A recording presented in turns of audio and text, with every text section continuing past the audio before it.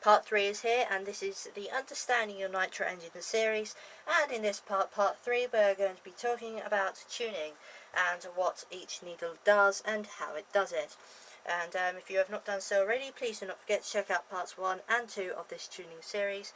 You can find them at youtube.com/jthorny12. So, this is your Nitro Engine carburetor, okay? I'm removing the air filter. You can see here we have your high speed needle, or HSN. Turning the car round, you can see right in here we have your low speed needle. This needle here, just below the air filter joint, is your idle speed screw. Allow me to show you now what each screw does and how it works. So the carburetor is the device that is basically used to tune or decide how much nitro fuel is entering your engine and how much air enters your engine.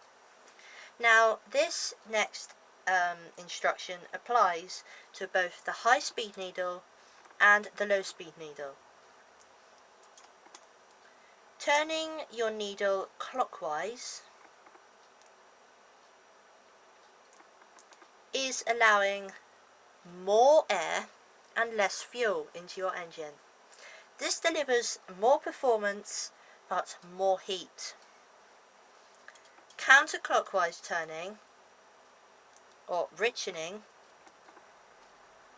is allowing less air, more fuel, which delivers less performance, less heat.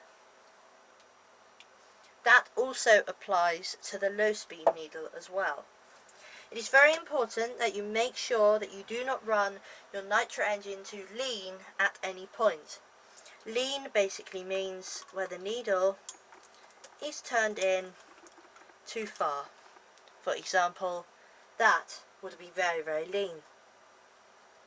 You must make sure that you have your needle screwed in a sufficient amount to not only allow a suitable amount of air, but more importantly allow a nice amount of fuel in your engine to keep it cool and well lubricated.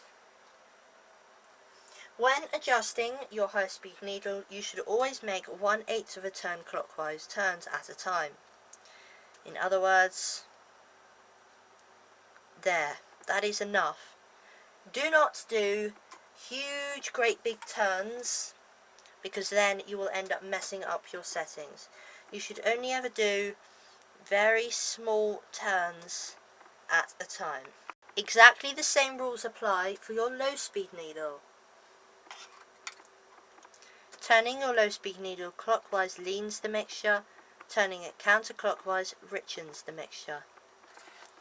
It is very, very important with your low speed needle not to mess up this setting.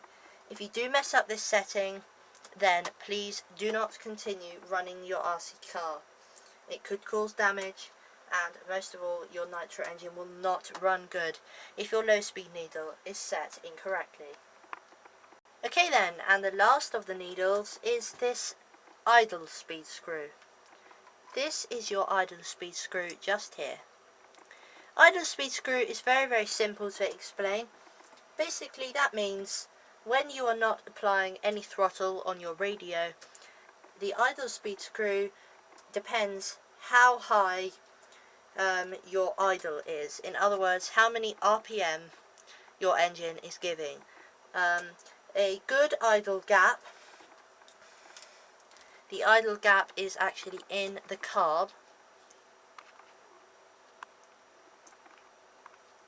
Okay, inside the carb here you can see this is our idle gap. As you turn the needle clockwise, the gap in here will open. As you turn it counterclockwise, the gap will close. You should always have this gap at about no more than 2 millimeters open, otherwise your engine will run away, your car will run away, and it will drive away. So that was part 3. That was the last part, and that was looking at the carburetor. Now, if you do have any questions, please do not hesitate to contact me. You can add me to your MSN to JT12rchelp@aol.co.uk, or you can email me to that same address, jt12rchelp@aol.co.uk. Or you can add me to your Facebook, which is either under Josh Thornley at rocketmail.com, or you can also just type in jthornley12. Thank you very much. Please feel free to ask me any questions that you have. Goodbye, and I will see you for more videos very, very soon.